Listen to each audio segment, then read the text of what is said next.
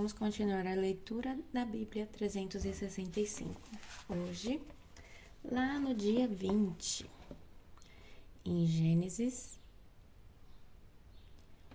capítulo 41, versículo 17, até o capítulo 42, versículo 17. Então o faraó contou a José: em meu sonho, eu estava em pé na margem do rio Nilo. E vi 7 vacas gordas e saudáveis saírem do rio e começaram a pastar no meio dos juncos. Em seguida, vi saírem do rio 7 vacas feias e magras que pareciam doentes. Nunca vi animais tão horríveis em toda a terra do Egito.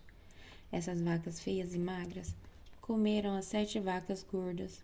Contudo, não parecia que haviam acabado de comer as outras vacas, pois continuavam tão magras e feias quanto antes. Então acordei. Em meu sonho também vi 7 espigas de trigo cheias e boas, que cresciam em um só talo.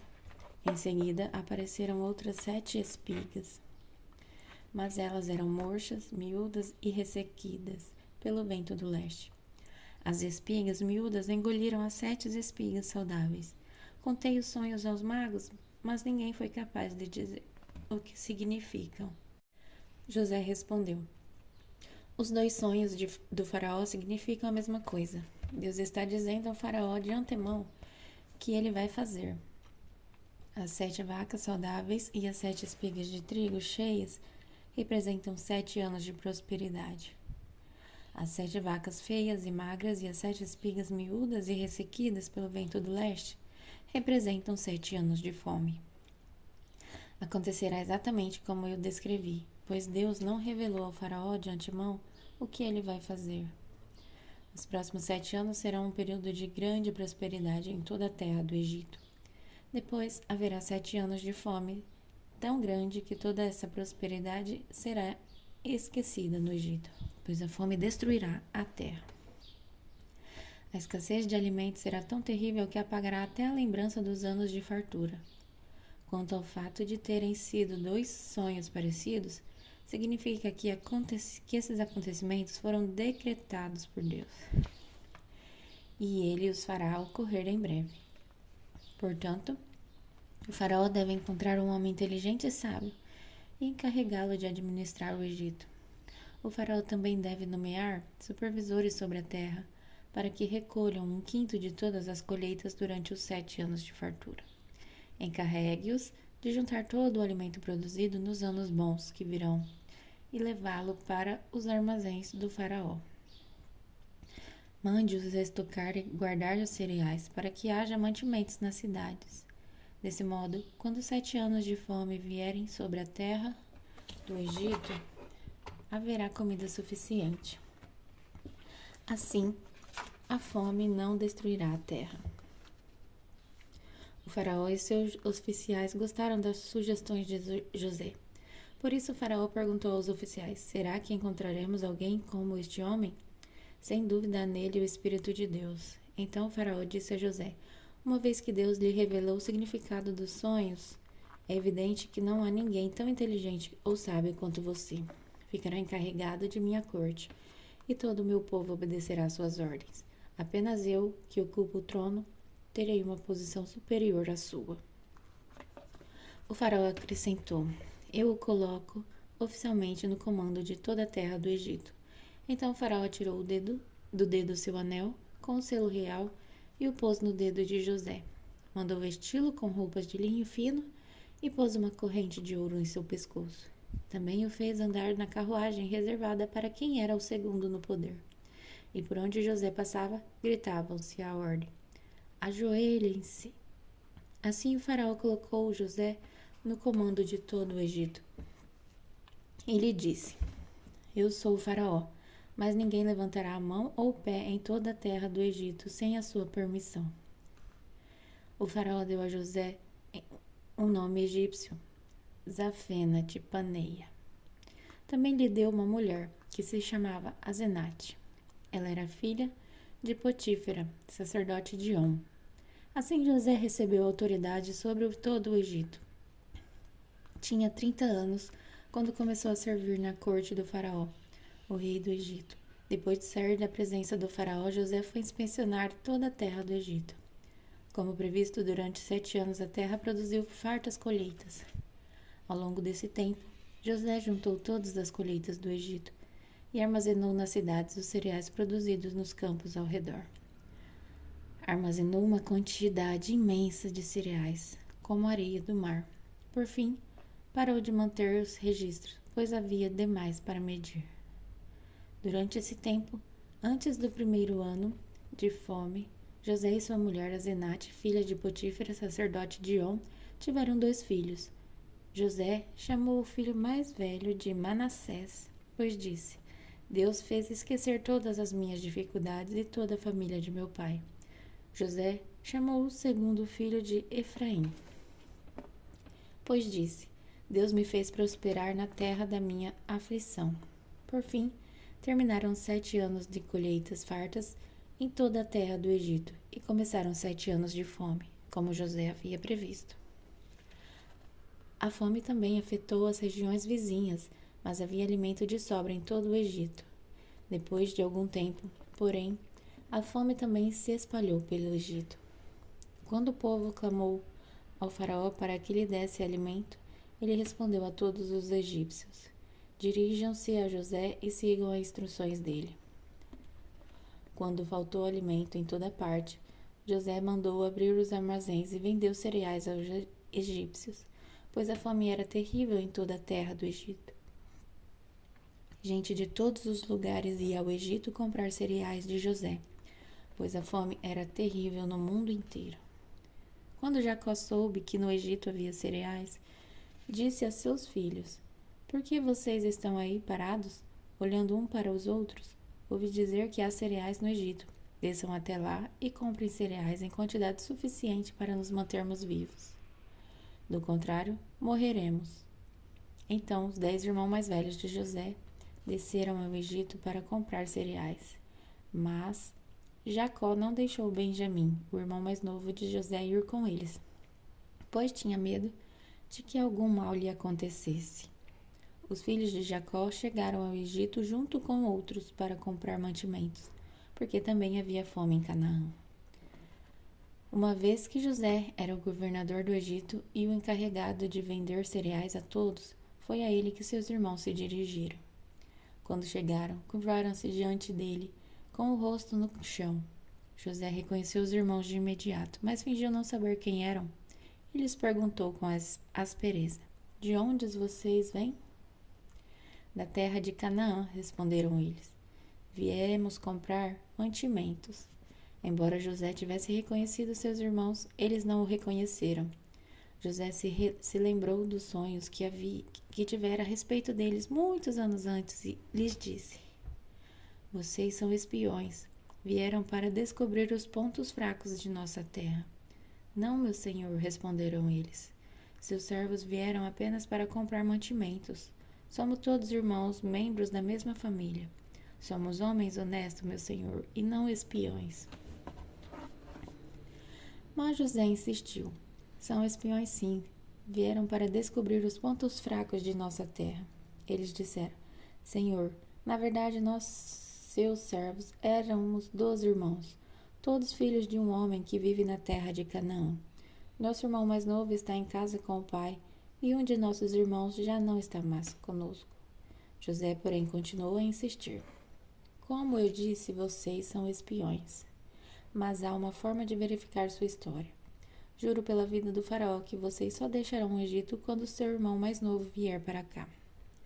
Um de vocês deve buscá-lo. Os outros ficarão presos aqui. Então, veremos se a sua história é verdadeira ou não. Pela vida do faraó, se não tiverem um irmão mais novo, saberei com certeza que são espiões. Então José os colocou na prisão por 3 dias. Agora vamos continuar em Mateus, lá no Novo Testamento, capítulo 13, versículo de 24 até 46. Esta foi outra parábola que Jesus contou. O reino dos céus é como um agricultor que semeou boas sementes em seu campo. Enquanto os servos dormiam, seu inimigo veio, semeou o joio no meio do trigo e foi embora. Quando a plantação começou a crescer, o joio também cresceu. Os servos do agricultor vieram e disseram: o campo em que o Senhor semeou boas sementes está cheio de joio. De onde ele veio? Um inimigo fez isso, respondeu o agricultor. Devemos arrancar o joio? Perguntaram os servos. Não, respondeu ele. Se tirarem o joio, pode acontecer de arrancarem também o trigo. Deixem os dois crescerem juntos até a colheita. Então direi aos ceifeiros que separem o joio, amarrem-no nos feixes e queimem-no, e depois guardem o trigo no celeiro. Então Jesus contou outra parábola. O reino dos céus é como a semente de mostarda que alguém semeia num campo.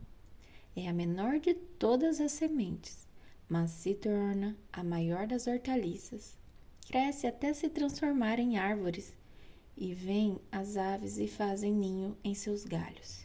Jesus também contou a seguinte parábola. O reino dos céus é como o fermento usado por uma mulher para fazer pão. Embora ela coloque apenas uma pequena quantidade, o fermento em 3 medidas de farinha, toda a massa fica fermentada. Jesus sempre usava histórias e comparações como estas quando falava a multidões. Na verdade, nunca lhes falava sem usar parábola. Cumpriu-se desse modo o que foi dito por meio do profeta. Eu lhes falarei por meio de parábolas. Explicarei coisas escondidas desde a criação do mundo. Em seguida, deixando as multidões do lado de fora, Jesus entrou em casa. Seus discípulos lhe pediram: por favor, explique-nos a história do joio no campo. Jesus respondeu: o filho do homem é o agricultor que planta as boas sementes. O campo é o mundo e as boas sementes são o povo do reino. O joio são as pessoas que pertencem ao maligno, e o inimigo que plantou o joio no meio do trigo é o diabo. A colheita é fim dos tempos, e os que fazem a colheita são os anjos. Da mesma forma que o joio é separado e queimado no fogo, assim será no fim dos tempos. O Filho do Homem enviará seus anjos, e eles removerão do reino tudo que produz pecado e todos que praticam o mal, e os lançarão numa fornalha ardente, onde haverá choro e ranger de dentes. Então, os justos brilharão como o sol no reino de seu Pai. Quem é capaz de ouvir, ouça com atenção. O reino dos céus é como um tesouro escondido que um homem descobriu num campo. Em seu entusiasmo, ele o escondeu novamente. Vendeu tudo o que tinha e com o dinheiro da venda comprou aquele campo. O reino dos céus também é como um negociante que procurava pérolas da melhor qualidade. Quando descobriu uma pérola de grande valor, vendeu tudo o que tinha e com o dinheiro da venda comprou tal pérola. Agora vamos continuar em Salmos, capítulo 18, versículo de 1 a 15. Eu te amo, Senhor, tu és minha força. O Senhor é minha rocha, minha fortaleza e meu libertador. Meu Deus é meu rochedo, em quem encontro proteção. Ele é meu escudo, o poder que me salva e meu lugar seguro. Clamei ao Senhor, que é digno de louvor, e ele me livrou de meus inimigos. Os laços da morte me cercaram, torrente de destruição caíram sobre mim. A sepultura me envolveu em seus laços, e a morte pôs uma armadilha em meu caminho. Em minha aflição, clamei ao Senhor. Sim, pedi socorro ao meu Deus. De seu santuário ele ouviu o meu clamor e chegou aos seus ouvidos. A terra se abalou e estremeceu. Tremeram os fundamentos dos montes, agitaram-se por causa de sua ira.